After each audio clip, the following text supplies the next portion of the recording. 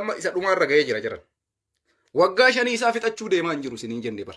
Muudamuu miti muudameetti fayyadamuu danda'udha hojiin isaa. Lola loluun isa bu'aa takkan buusuuf. Amma ijoolleen tokko warri biltsiginnaa maal godhaa beektanii? Gootichi raayyaa ittisa biyyaa maqalee qaxaaqaxaa olee jaan. Akkana baqa gooticha akka godhe. Maqalee qaxaaqaxee addunyaan maal barbaadde kana malee. Maqalee rukutuun Abiyyi Ahmad birrii isa gaafata doolaara bizinasa. Geetaachoo Raddaa kaleessa galgala miidiyaa irra dhufee dubbii propagaandaa siyaasaa dalagee Abiyyi Ahmad mataa isaa sukkara 100 galche. Waan lafarra hin jirre kanaan sobeera. Dhugaayyuu haa ta'u. Siyaasaan caalee argamee jechuudha. Laalime. TV'tti as bahee waan hin jirre kana dubbatee akka Abiyyi Ahmad dippiloomaasii addunyaa inkitkit jedhee caccabu godhee jechuudha. Maali?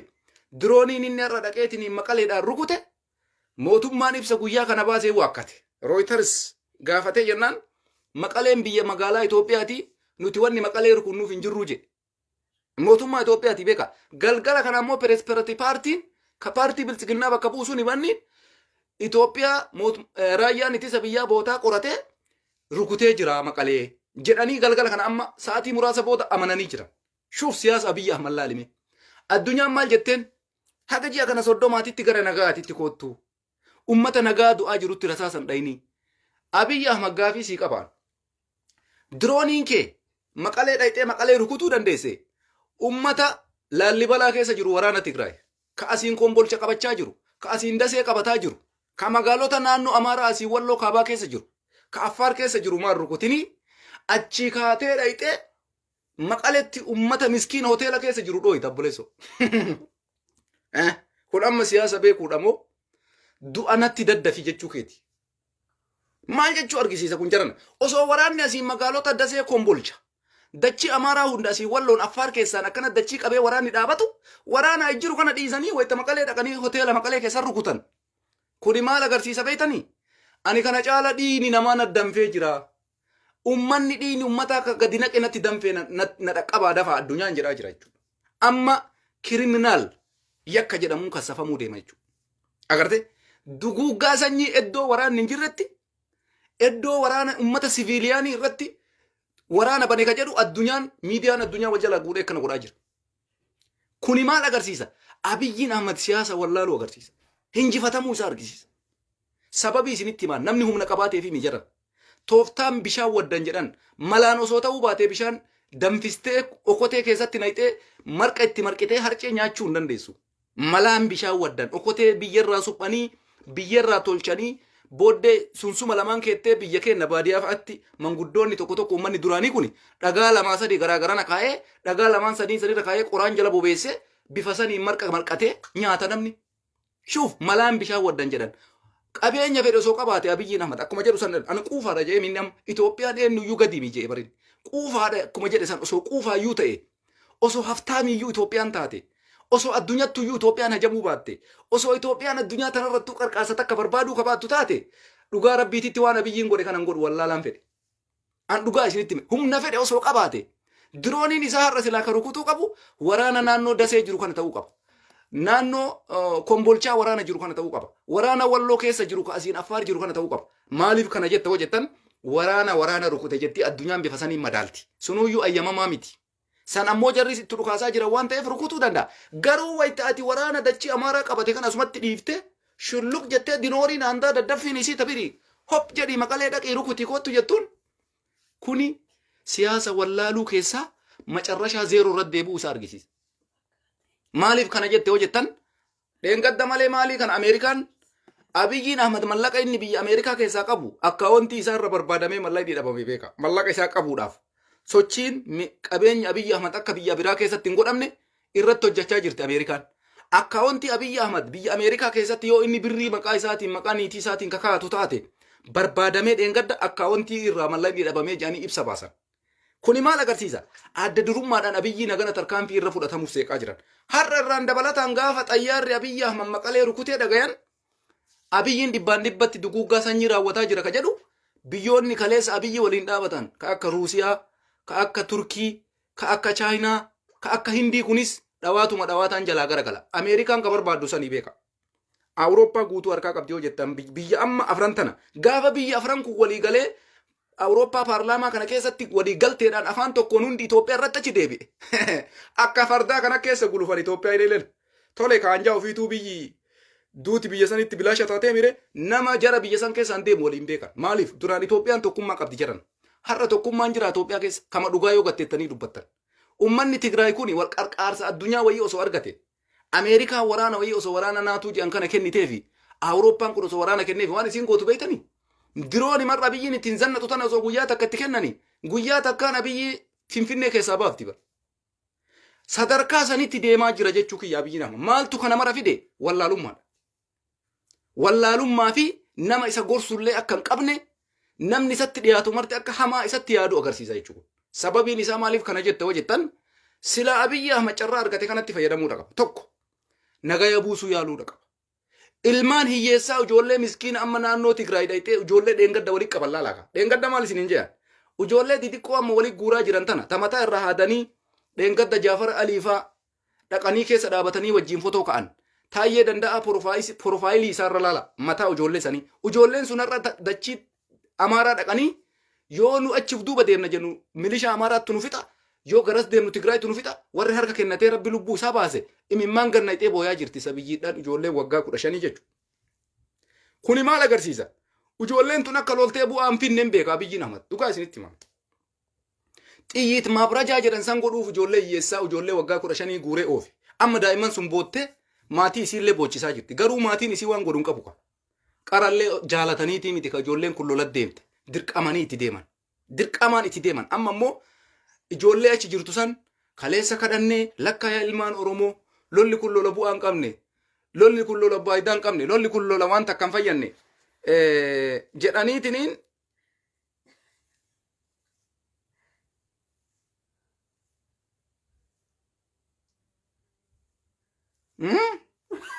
akkanaa dubbiin kanaafi jedhaniitiniin bifa saniin deemu ture. Amma wanti dalagamaa jiru waan addaati. Amma Abiyyiin Ahmad keessa taree jira. Keessa taree. Jarana dhiira yoo jaate dhiira jechuun dhiira bakka lolli jiru loltu malee dhiira dachii nagayaa dhayxee dachii nagaa rukuttuu miti. Kana isin martuun beeytanii mire. Waraanni daarii irraa lolaa jira. Daarii sanii waraana san barbadeessuu sirra jira moo magaalaa walakkaa dhayxee diroonii qabaaf xayyaara qabaaf uummata nagaa rukutu sirra jira. Dogoggora guddaadha. Kanaafi amma waan addunyaan dalaydu eegaa isin. Ta Abiyyi gara ofiitii hojjete nam rukutee jira jee nam rukutee ani goota ana malee namni hin jiru taarika dalage jeenne taarika warri isa duraan dalayne Mangistuu Hayilamaariyaam dargiin jechuudha. Ummata gabayaa gurguratu akkuma Abiyyi kanatti gabayaa keessa rashane. Hin teenne umriin dheereffanne ka'eetuma kun warrallee biyya ambaatti baqatee agammaa biyya ambaa jira. Abiyyiin Ahmad carraan isaa akkas ta'uu deemana fakkaata. Yoo carraa san ka argatu taate maaliif yoo jettan furmaata barbaadaa hin jiru. Fala barbaadaa hin jiru. Lola guyyarraa lola addunyaallee ofitti kaasaa jira. Itoophiyaan amma cabde ekonomiin isii gadi bu'e. Amma mootummaan dhabamnaanii miti ka uummata keenya Booranaa beelaan dhumaa jiru. Mootummaa dhabuu irraayyii miti ka uummata keenya namni qarqaaru dhabame. Uummanni Booranaa Karrayyuun Wallagga Afranitti namni ka dhumaa jiru. Itoophiyaan mootummaa dhabuu irraayyii miti. Gara fuulduraatitti ganaa kana caala cimuudhaaf deema dubbiin isiniin jechuu kiyya. Akkamitti beelli kana caala hammaachuudhaaf deema. Beelli akka itti hammaatu akka amma Abiyyiin jedhu kanaa miti. Addunyaan isa qarqaaraan jirtu qoqqobbiin itti fufaa jira. Adabbiin itti fufaa jira. Waraanni isaa diroonii fedheen osoo Maqalee fedhe rukute waraanni Tigraay ka dhaabbatu miti. Innis injifachuu hin danda'u. Oromoolleen qabsoo isaa ka dhaabuu miti. Waraanni adda bilisummaa Oromoo guyyarraa guyyatti gara Finfinnee jalatti agga'aa jira. Guyyarraa guyyatti gara Finfinnee siqaa jira. Oromoonis bilisummaa isaa goonfachuudhaaf halkanii guyyaa maraachaa jirra. Nutis jechuudha. Kanaafuyyuu biyya san waan Rabbi itti buuse ani akka tokko tokkotti yoo ummata Afrikaa kana laalu natti dhaga'ama. Jara namni lafarraa saabate Afrikaa keessatti malee hin jiru kan namni kararra qabamee saamamu, kan namni dhiitamu, ka beelli himamu, ka rakkoon himamu, ka lolli himamu. Mee laala ummata Afrikaa kan akkatti wal azzabaa jiru, akkatti wal fixaa jiru. Mee kama Itoophiyaa kana laaltanii fixanii amma Matakkal keessa maaltu dalagamaa jira? Beenishaangul Gumuuzitti. Asiin naannoo Amaaraa keessa maaltu dalagamaa jira? Wallagga Afranitti maaltu dalagamaa jira? Boorana keessatti dheengadda maaltu dalagame? Ijoollee gadi yaasanii manaa rashana. Har'a maal jedhaa jiran gara 2000 olitti Arsii lixaa keessatti mana hidhaatitti azzabamaa jira uummanni.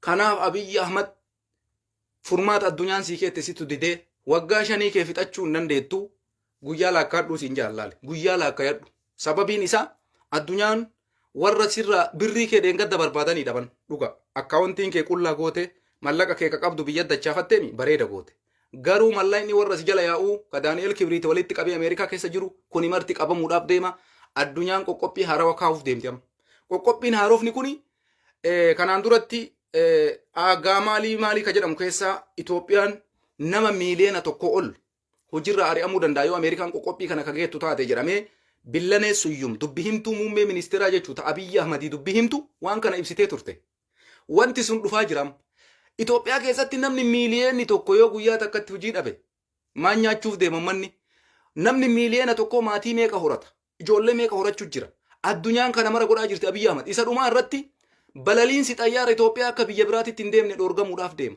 kunis itti jabaachuu deema Itoophiyaa wanni isiin argattu mallaqni guddaan xayyaaraani yaa Abiyyi Ahmad anatu sitti maan quufaa feete osoo taate jabaa feete osoo taate dureessa feete osoo taate fira malee jiraachuu hin dandeessu sitti maan quuftee namichatu maal jedhe beektanii quufee jira nama takkatti najamu jedhee ka'ee tulluu ba'eedha mammaa isaa Abiyyi Ahmad dhageeffadhu situuyyuu waa mammaa kuu jaalataami situuyyuu fakkeenya kaayee waa mammaa kaami sitti mammaa kaanis na dhageeffadhu namichatuuyyuu quufee namatti najamu jedhee tulluu ba'ee jedhan tulluu ba'ee tulluu tanarratti surreen isaa jala kanaan itti citteedhan surree ma godhatu tana bara surreen itti cittee jennaan waan godhuun dhabee lilmoo surreen hodhatan barbaade surreen haarofti yoo si jalaa cittu darbuun sitti ulfaata ka har'uma bitattee yoo waa si jalaa wanni jedhan akka tasaa ta'ee waa si jalaa kutan laazim hodhachuu qabda lilmoo barbaacha namichi quufe jedhe dunyaa keessaa lilmoo waan xiqqoodha bara Itoophiyaa keessatti amma wanti gatii rakasaan bitamtu lilmoo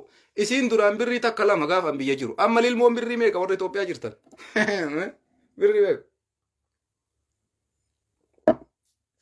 lilmoon surreen hodhatan tun birrii meeqa gadi aantuu isinitti himaadha beeka Abiyyi Ahmad fakkeenya isinii kaaya Suudaaniin ollaa Itoophiyaatti itti najamu jedhe Keeniyaalleen uruun Keeniyaata dheengadda mootummaa Ameerikaa waliin dhaqee White House keessatti yeroo jalqabaatiif Pirezidaantiin Ameerikaa Joo Baayiden haga filatame mootummaa jalqabaati ka maasaraa isaatiin dhaqee uruu Keeniyaataati yeroo jalqabaatiif jechuudha. Amma laale waan jiraa jiru zamzam waan jettu lilmoon takkattiin birrii 50 dhaarti Itoophiyaa. Lilmoon tun amma gatii rakasa macarrashaadha Itoophiyaa keessatti wanni isii gadiin jiranatti hin fakkaatu. Mee amma saamunaan meeqa jiran? Saamunaan meeqa nama Itoophiyaa haga bahe turee jira gara amata 10 wayiiti. Dhugaa dubbachuudhaaf biyya sanitti gaafan biyyaa bahu wanni marti rakasa buddeenni birrii 2 shilingiidha gaafan Itoophiyaa irraa bahu buddeenni nyaatan kun jechuudha bayyainatii hallichaa xibsiin birrii 10 ture birrii 15 nyaatama yoo an biyya jiru jechuudha xibsiin tokko qaywaxii xibsii maalii kanneen buddeenni ammoo normaaliin bayyainatiin jedhan kuni birrii 2 fa'aa birrii 2 shilingiidha yeroo an Itoophiyaa irraa bahu jechuudha turree jirra bara Itoophiyaan sun amma biyyuma illee natti hin fakkaatu biyyuma tiyyallee natti hin fakkaatu yoo namni fotoo Itoophiyaa keessaa ka'eetiin waa as ergu biyya jiranatti hin fakkaatu naman waan ta'eef jechuudha turee jira yeroo ani beeku sanitti akkas amma namichi quufe jedhee waa takka najabu jedhee tulluu ba'e suni lilmoo dhabee laalme lilmoo dhabeetiniin dhaqee kadhate jechuudha kaleessa quufe jetteetiniin hin deemne maaliif deebite jennaan lilmoo dhabee dhufee jedhee kadhate Abiyyiin Ahmad amma isin amma cimaa jettanii qamadii keessa dhaqee qamadii teenna sabaale dhageeffadha yaa ummata keenya ummata baale nuti dhugaa rabbi dubbachuudhaaf warra qamadiiti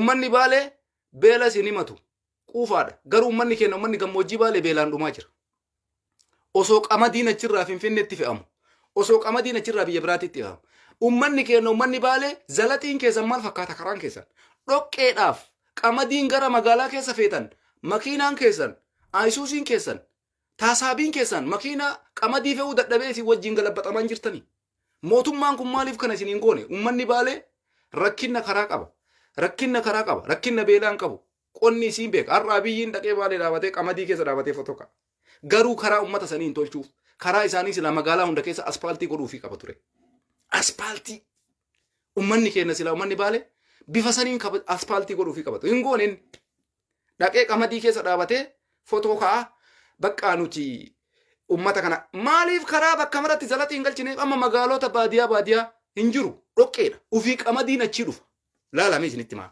qamadiin achii dhufa asiin naannoo fakkeenya roobeen alii kanarra yoo fudhattan asiin magaalaa kan beentu agaafraa naannoon kuni anatu isinitti hima naannoo qamadiiti qamadiin achii dhufu isaaba kanan qabu Oromiyaa gara Baalee kana jechuudha kana namni kamuuna hin quudhata hin beeka maal ta'eef Oromoon hundu jechuudha Ummanni sun garuu rakkinna karaa qaba. Karaan isaa dhoqqee haga asii itti lixee gommaan makiinaa guutuma dhudha. Mootummaan kun kana godha misoomatti jira hin jiru. Waa'ee misoomaa dubbata hin dubbatu. Kanaaf Abiy Ahmad sitti maan haga feete osoo quufte diroonii feeq osoo bitte xayyaara feete osoo taate addunyaa malee jiraachuu hin dandeettu kana quudhadhu sitti maan. Ima deemtaate akka marettu. Jaalattee osoo hin ta'in dirqama ofii keetii ufoofaa jirta. Tokko addunyaa malee jiraachuu hin dandeessu, sharikaa malee jiraachuu hin dandeessu. Ollaa keetiyyoo waliin taane jireenyi kee guyyarraa guyyaa si dhiphachaa deema malee si hin bal'atu. Kana eenyummaan hin beeka wallaalaan si waliin taa'eetiin lola si gorsu illee hin beeka kana. An amma si gorsaa hin jiru beeki. Keessa yoo si fayyade fudhadhu. Addunyaa si barbaachisa. Waggaa takkaa miti, waggaa shanii miti, waggaa takka biyya san bulchuuf addunyaa si barbaachisa. Ummanni Tigraay kun maaliif akkana si godha beekta?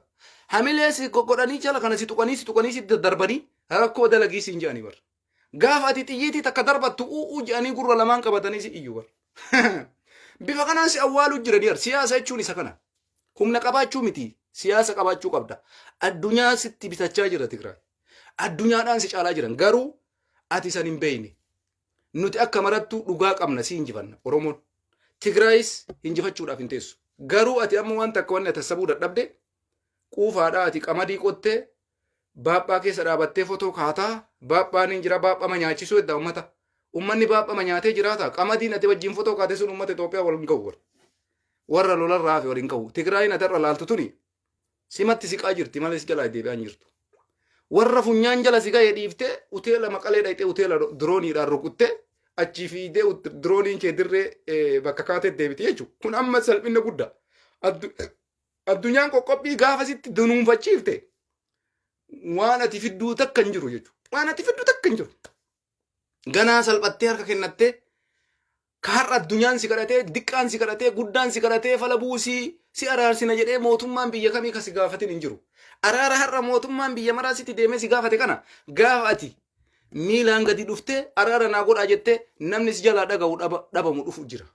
Tokko fakkeenya yoo sii kenne ati kaleessa qamadii keessa dhaabattee amma booda zimat tanas wada gimbaar jechuun hin jiru jette.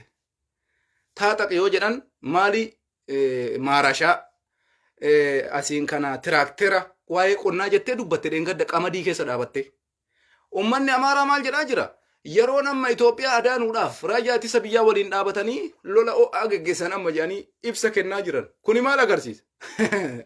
Dubbiin ta'e akka dhuufuu gaalaa san ta'aa jirti. Akka nama gaala nyaate. Namni gaala nyaate dhuufuu akka itti dhuufu hin beeku. Foon gaalaa namni nyaate salaatuu hin danda'u. Udu'a qaba jettee salaatuu hin dandeessu. Dirqama udu'attee gizee san salaatuu qabda malee foon gaalaa nyaatte taanaan gizeetti udu'achuu qabda. Bakka reefuma tana udu'adhee udu'an cabsine jechuu hin dandeessu. Namni gaala nyaate foon gaalaa nyaate qilleensa isaa gara keessa yaa'uun hin beeku. Foon gaalaa jechuun jismii kana si hiikee bakka qilleensa sirraa bahu kana akka itti baafatte hin beektu jechuudha. Kanaaf yoo amma zuhurii salaattee jette foon gaalaa yoo ka nyaatu taate asraa udu'achuu qabda jechuudha. Lakki zuhurii ammuma salaatee amma udu'an qaba sanumaan salaataa hin ta'u udu'adhu irra deebi'u udu'adhu.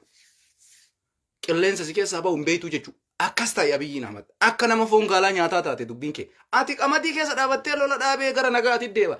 Fooyyee qaba siin jennee hamilee sii kennine bara. Nu waan gaarii ati yoo dalayte jabaadhu siin jenna.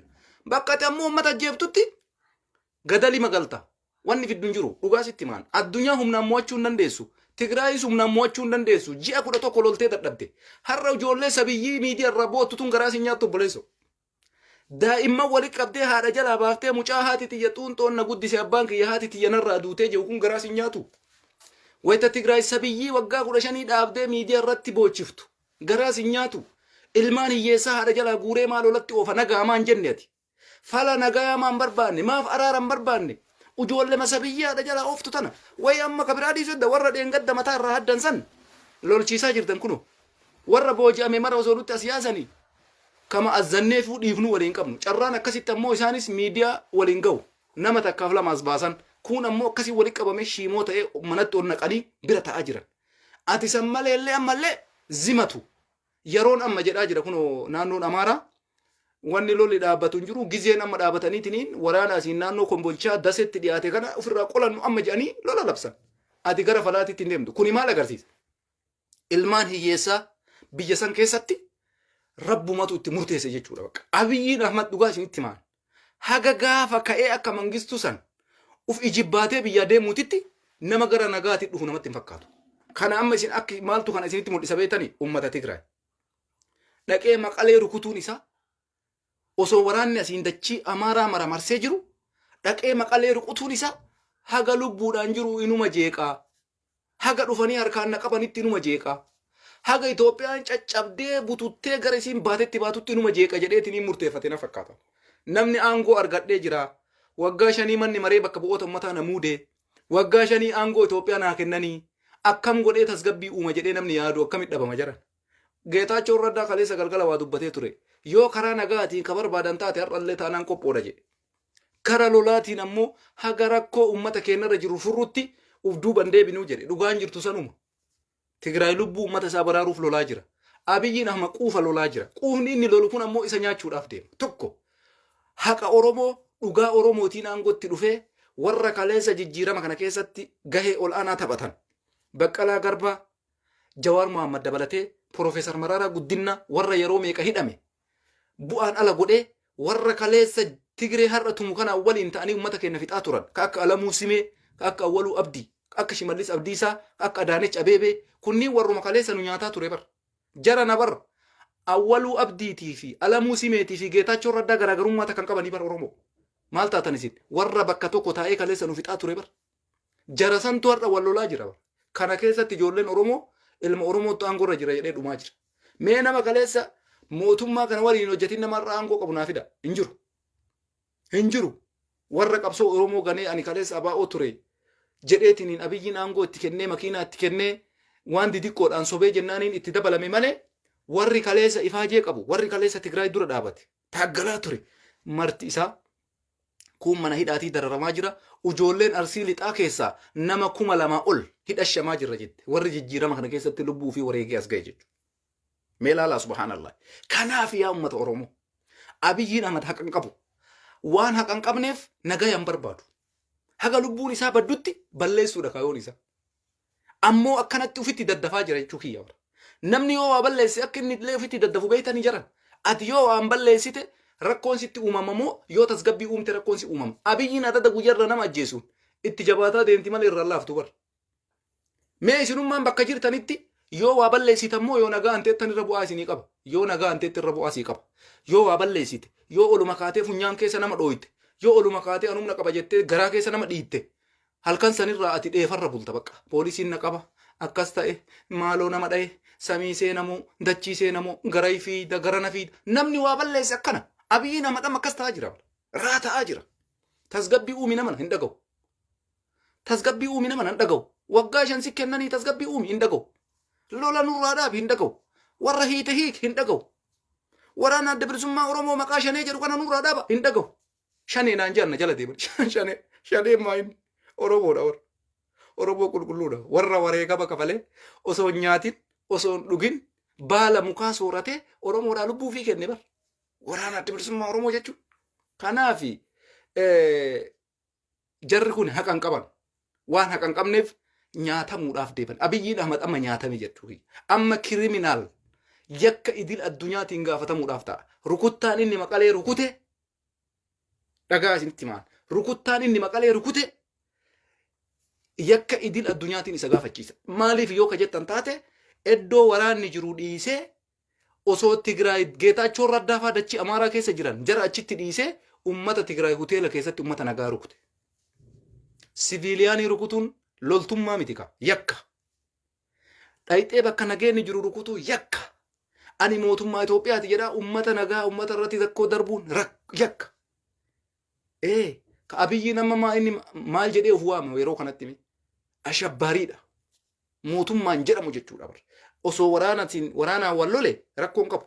Osoo waraana daangaa Amaaraa irraa isa gaxxameetiniin asiin Kombolcha maalii jedhan keessaa isaan lolu rukute rakkoon qabu. Inni eessa dhaqee rukuta? Magaalaa Maqalee dhaqee uummata miskiina mana waliin daaraa godha jechuudha. Dogoggora guddaa dhabu. Namni si gorsu hin jiru kaleessa sitti himne. Ajjeesi kasiin jedhu malee lakki nagaya buusii siifis nagaatu caalaa namni siin jedhu hin jiru. Garuu nama kana mara ajjeeftee fixuu dandeessa. Ajjeeftee injifachuu dandeessa. Enumaa yaadin. Tigraay dhiisi. Oromoo inumaayyuu yaadin akkasitti. Oromoo tasumallee nasabin sammuu kee keessatti Oromoo harka kennachiisa. Abadan. Abadan. Inuma sin dhagahu Oromoon. Abadan. Nuti ummata waggaa 150 gabrummaan nu cirtee ifatti ba'uuf tattaafachaa jirudha. Namni ifatti ba'uuf tattaafatu abdiin kutatu. Nuti si hinjifanna Abiyyi Ahmad sitti maan. Shakkii takka illee hin qabu.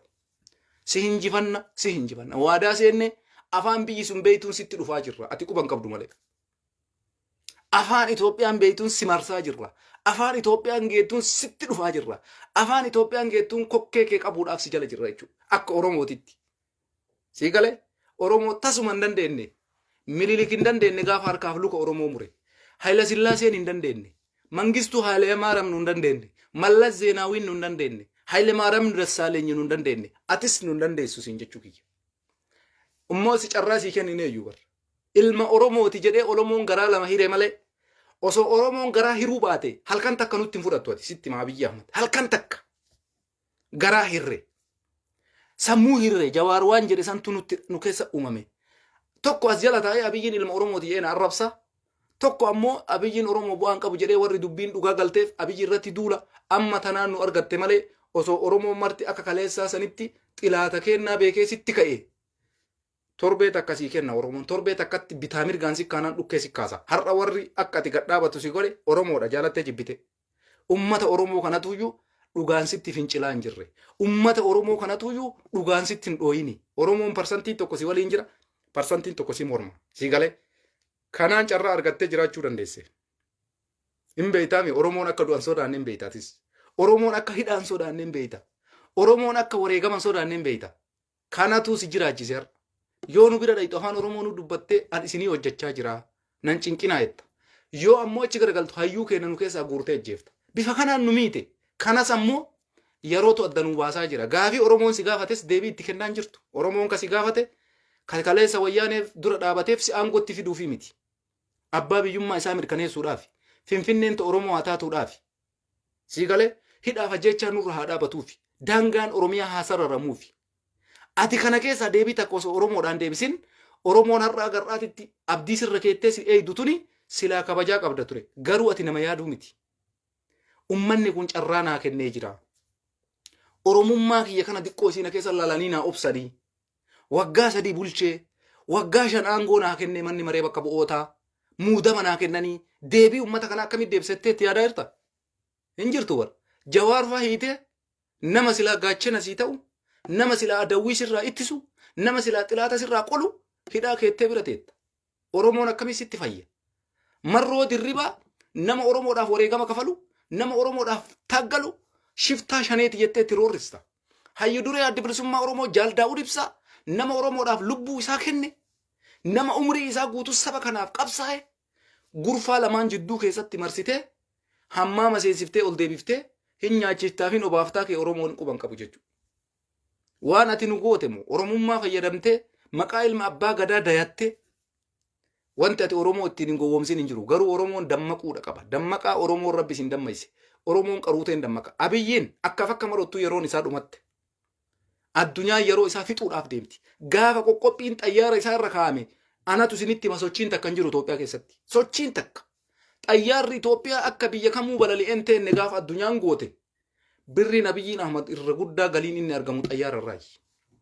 Biyya biraa dhiisanii Awurooppaa makana kallattii kamiinuu Ameerikaaf Awurooppaa yoo xayyaarri isaa hin deemin Abiyyiin Ahmad kutee jira. Bifa saniin madaaluu isinirra jira. Awurooppaaf Ameerikaa xayyaarri isaa yoo kan balaliine taate kute biyya Arabaallee hin beektan biyya Arabaa qaraayyuu Masrii waliin jirti jaalala isaan qabdu. Gaafa Awurooppaaf Ameerikaan qoqqophii kana keette hundi isaa ofirraa kuta. Gaafa san jaalatee osoo hin taane dirqama aangoo gadi dhiisa jechuudha. Sadarkaa saniin uf ga'uu miti sila. Namni beekaan sila lafuma jala akkam godhee addunyaa walii gala. Addunyaa malee jiraachuun ulfaataa dheedhee yaaduu qaba. Tokko kana. Kanaaf akka gorsaatitti yeroo tokko badaa fakkaatee gorsaallee namaa kennuun waanuma jiru jechuudha. Ani ka barbaadu hayyoota Oromoo hiikuu, waraana adda bilisummaa Oromootiin dhukaasuu dhabuu, Oromoo maqaa shanee jedhuun ajjeesuu dhabuu, Oromoo hidhuu dhabuu. Kana barbaada malee anda bira tsiyoon dhufee mootummaa Itoophiyaa ta'uufi miti. Ka galgala ganamas taa'ee si mormuuf. Yookaan Geetaachoo Raddaa dhufeetiniin haawanni galuufi miti. Ani wallaahi hin jibba garuu jechuun Tigraayin. Abiyyi Ahmad wanni ani san deeggarreef inni hayyoota Oromoo hidhee Hacaaluu ajjeese deebii takka garraa Oromoo hin deebisin nama sammuun hin dalayne namni Abiyyi qarqaaru. Ani hin deeggaru. Tigraayis ammoo biyya isaaniitiif falmaa jiran, dachii isaaniitiif falmaa jiran, an akka kiyyatti jaras dhufanii akka aangoo qabatan fedhiin qabu. Akka dhuunfaa kootiitti jechuudha. Abbaa fedhe yoo ta'e. Maaliif? Wareegamuu manu gaafata jechuudha. Oromoon haga waan barbaadu argatetti eenyumaafuyyuu harka kennuu qabu. Kanaaf nuti wanni ciccinee kallattiin takkattiin nu qabnu waraana adda bilisummaa Oromootii kallattiin takkattiin nu qabnu marroodha. Oppodiyoon irraa faayidaa takka dheeginaa. Oppodiyoon cun'uuraa. Rakkataa Oromoo akka dandeenyetti haa tumsinu. Ummata Oromoo akka dandeenye bira haa dhaabannu jennee wanni galgalaa kana ummata keenya iyyinuuf kanaafi. Nuti waraana of danda'e ijaarrachuudha qabna. Biyya of dandeetti Oromiyaa ijaarrachuudha qabna. Ummanni Oromoo eenyuttuu hajamuudhaan qabu. Wanni marti achi keessaa baya, daa'imni achii baya, dhadhaan achii baya, bunni achii baya, midhaan achii baya. Itoophiyaan maal dhabde? Warqiin achii baya. Itoophiyaa jechuun Oromiyaa dabar. Kanaaf nuti abbaa biyyummaa keenya goonfachuudhaaf tattaafachaa jirra. Tigraay ummata isaa baraaruudhaaf tattaafachaa jira. Dachii isaa irratti wareegama kafalaa jira. Namni waan ofiitiif falmatu goota. Gootummaa qaban itti hacichan. Kanaaf nu waa'ee Tigraay du'a isaaniin hawwinu, du'a nama nagaan hawwinu, warra nu malee namni hin jiru jedhu sana ammoo dura dhaabbanna jechuu kiyya. Kanatti aansee yaada isa dhumaa dubbiin keessa naan kutte ummata keenya ummata Booranaa. Hongee ummata Booranaa irratti buute Oromoo akkaawuntiin isinii maxxanee jira. Anis kaleessa galgala ka koomantii takka birrii takkaan isinii haasabee sheerii takka birrii takka laayikii takka birrii takka isinii godheera.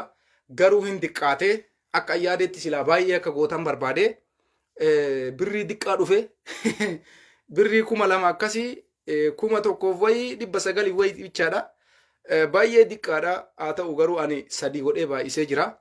Yoo danda'etti dabaleetiniin wanni godhaa yeroo dhiyootti risiitii isinii maxxansaa. Ummata keenya ummata Booranaatiif jechuudha. Waa waadaa seenne yeroo dhiyootti akkaawuntii sanarra maxxansee gaafa risiitiin naa dhufe isinii maxxansaa jechuudha. Oromoon hundi ummata keenya ummata Booranaa tumsaati. Oromoo nuti wal malee homaan qabnu. Dhugaa isinitti maal? Mootummaa Oromooti ka ufiin jedhu taphattoota garee kubbaa miilaa ummata Amaaraatiif miliyoona 25 kenna ummata keenya ummata Booranaa nama lubbuun du'aa jiru ammoo miliyoona 30 kenna. Lubbuudhaan nama lubbuun du'aa jiru baraarutu dursamoo taphattoota kuwaasiitiif meedaaf kennutu dursa. Salphina guddaadha bara. Zabana Oromoon biyya bulchu keessatti zabana nutu biyya bulchaa jirra jedhanii nama Oromoodhaa yaadu hunda hidha guuranitti ummanni keenya ummanni Booranaa ummanni Karrayyuu asii Wallagga keessatti xiyyiitiidhaan Karrayyuuf Booranatti hongeen hin fitti isaan hin biran dhaabatan jechuudha. Kanaafi warri waan kanatti hirmaattanii sochii godhaa jirtanis jabaadhaa. Qarqaarsa isaanii bifa midhaaniitiin haa ta'u bifa kamiinuyyuu ummata keenyaa tumsaa. Warri ala jirtan ammoo adaraa waan isin dandeettaniin akkaawuntiin maxxanee jira. Achumarraa fudhattanii mallaqa keessan galchuu qofa. Risiitii keessan maxxansuu qofa. Kuni namummaadha laal. Nama qarqaaruun nama ta'uuf yaaduun qofti gahaadha. Sammuu yaaduu danda'utu nama rakkoo jiru bira dhaabata. Sammuu yaaduu danda'utu nama beelaa jiru beela baasa. Sammuu yaaduu danda'utu rakkataadha birmata. Sammuu yaaduu hin dandeenye hin birmatu rakkataadha. Wanni inni beeku takkattiin si arrabsuu qofa. Maqaa Abiyyi Ahmad jedhu kana qofa. Rakkataa tumsuu, rakkataa bira dhaabachuu, ebaluu rakkate jedhee waa godhuu fi abadan hin beekan isa. Osoo maa nama arrabsan, osoo maa nama xiqqeessan, osoo nama waa jedhan akkasumas du'anii qabri galan. Nuti ammoo ummata keenya kaleessa irraa kaafnee qarraatitti rakkataa Oromoo bira dhaabachaa ture. Artistii keenya, dhukkubsataa keenya, hayyuu keenya bakki inni waa ta'etti ka hidhaa jiru. Abukaattoo jennee maal jennee haga har'aatitti nutu gaachana walii ta'eetiniin Oromoo sadarkaa kanaan wal gahe. Har'as taanaan waa maraayyuu nutu qaba. Nuti har'a waraana keenyallee haa xiqqaatu haa guddatu tumsaafi jirra. Miidiyaalee Oromoo haa xiqqaatu haa guddatu nutu tumsaafi jira. Kanaaf wal malee maal qabu? Akkaawuntiin maxxanee jira. Ijoollee Finfinnee keessaa masii illee beeytanii mucayyoo ka isii illee beeytanii isii waliin nama 3 kanirraan ammoo akkaawuntii nama baay'ee maxxansaa jira. Achumarraa laaltanii nama amanamaa jala gaseentanii warra keessattuu maqaan isaanii dhayamee waan kana godhaa jiran san jala seentanii akkaawuntii fudhattanii mallaqa keessan waan isinitti tole galchitanii tumaan haga galchitan yoo barbaadan risiitii maxxansuu birrii hagana qarqaarsa godhee yookaan ammoo rabbi sirra haa jaalatu maxxansuu baachuunis maxxansitus dirqaman qabu. Maaliif na argaa fi miti ka godhaa jirru. Ani akkasii fi miti ka godhaa jirru. Ani hagana qabaa fi miti ka godhaa jirru. Rakkoo ummata sanii yoo nam tokkocha beela baasuu dandeenye, yoo nam tokkocha waa godhuu dandeenye, yoo nam tokkocha halkan takka waan nyaatee bulu argate rabbiin si hasaba ati yeroo kamuyyuu qabaataadha. Ati yeroo kamuyyuu kabajamtee jiraatta jechuudha. Kanaafi ummata beela'usan halkan takka nam takka birriin ta'e takkattiin ati ergitu daabboo guyyaa takka nama tokko hin bitti. Mallaqa ati ergitu ammoo yoo jidduu sanitti karatti nyaate rabbiitu isa gaafata ati gara keetii gootee jirta. Niyyatte bakka barbaadde sanii rabbi si haa ga'u.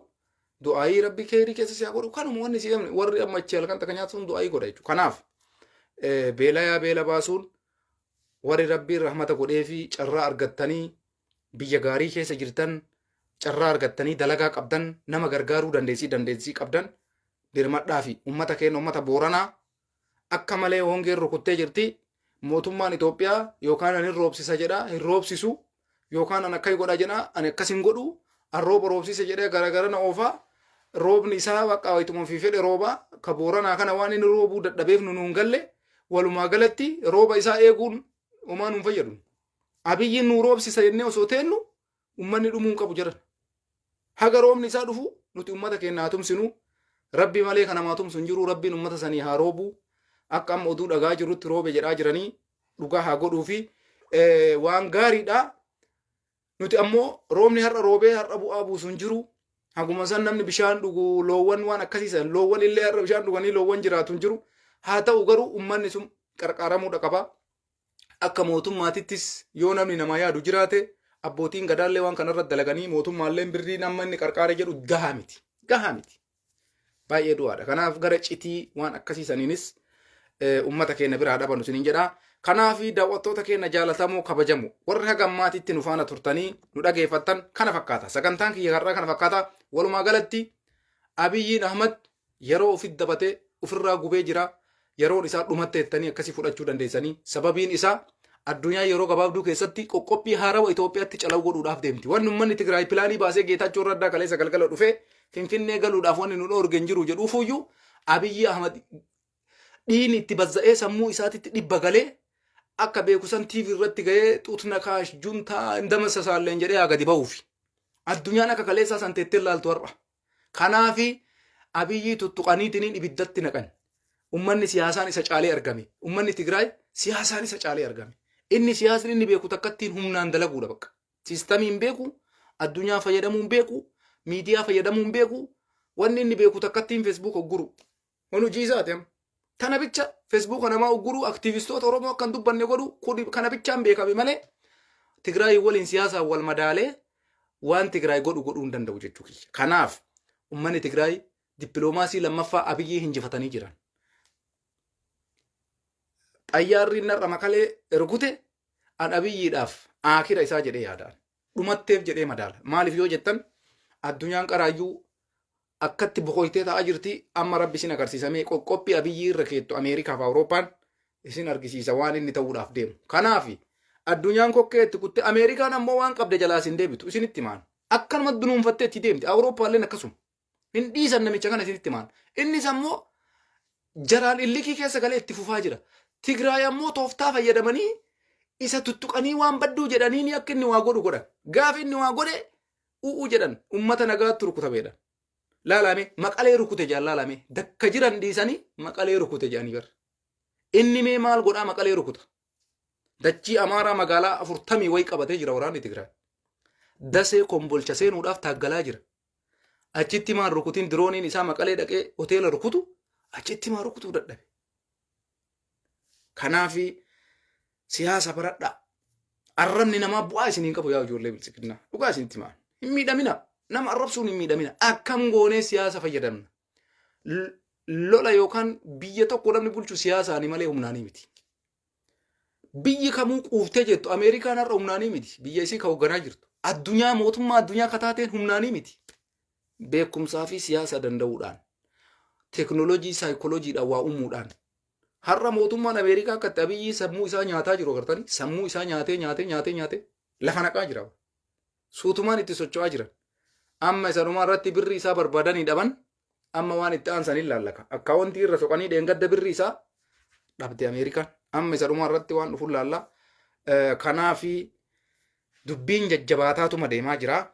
Oromoo tokkummaa kee jabeessi waamicha waraanaa adda bilisummaa Oromootiif godhame qarqaarsa godhame irratti nafinaa tumsa waraanaa adda bilisummaa Oromoon bakka jirtutti uftai waraana kee ijaaradhu. Nuti Oromiyaa abbaan fedhe dhufee miilaan irra ijjatu amma booda. Oppodiyoo illee bakka isiin dhufte deebisna. Oppodiyoo bakka isiin dhufte beeyna. Humna keenyaa jabeeffachuu qabna. Waraana adda bilisummaa Oromootii tumsuu qabna. Oppodiyoo bakka fidanii Oromiyaa galchan beeyna bakka jarri dhuftetti hin deebisnaa jechuu kiyya. Kanaaf raayyaa ittisa biyyaa Oromoo ka waraana adda bilisummaa Oromoo jaalmarrootiin durfamu tumsa cimaa goonee fi akka Oromiyaa guutuu kabab goonee dhuunfannutti irratti dalaguu qabna. Warri koree waraana keessa jirtanis jabaadhaa kanarratti dalagaa isiniin jenna. Leenjiin itti fufee jira. Ummanni alaallee hirmaannaan keessan itti fufuudha qaba. Ta Booranaa, ta Woboo, ta miidiyaalee keessanii kan itti cichaa isiniin jenna. Yeroo dhiyootti bilisummaadhaan dhuunfannaa. Abiyyiin Ahmad karaa goree dhiisee rakkoo kennaa miti. Nuti kaleessas isaan waliin galle. Waan nu gaafanne takka nuun deebisne. Jiraatus taa'us Oromoodhaaf bu'aa takka hin buufne. Kanaaf bu'aa Oromoo argachuudhaaf deebii Oromoo deebisuudhaaf tumsa nu barbaachisa. Eenyuudhaaf marroo jalaa dhaga'uudha qabna. Har'a ajajaa waraana adda bilisummaa Oromoo walii galaa isa. Isa jalatti ammoo ajajoota kumaatama jira. Godina irratti, aana irratti, ganda irratti, bakka garaagaraa irratti. Kana hunda waliin haa taanu isiniin ja'a. Injifannoon uummata Oromootii tumsa Woboo Booranaa bira dhaabbadhaa. Kallattiidhaan waa'ee Booranaa Oromoon hundi waan qabdan itti darbadhaa. Fuula takka garagallee qabsoo keenyatti haa cichinu isiniin jenna. Abiyyiin amma nyaatamee jira qumaarri isaa nyaatame. Amma naannoo Amaaraatiin uummanni Amaaraa dheengaddenni annagaa barbaada jedhe uummanni Amaaraa har'a lola labse. Akka jirtaniin gara dimbaarii jedhanii wal afaan garagalaa jiran na fakkaata. Nuti nun galchu. Abbaan fedhe wal afaan deebi'ee wal afaan taa'ee wal afaan garagalee waa'ee Oromootii miti. Nu waan nu ilaallatu haa dubbannu. Hayyoota keenyas hiiki jenneeni hiikuu didee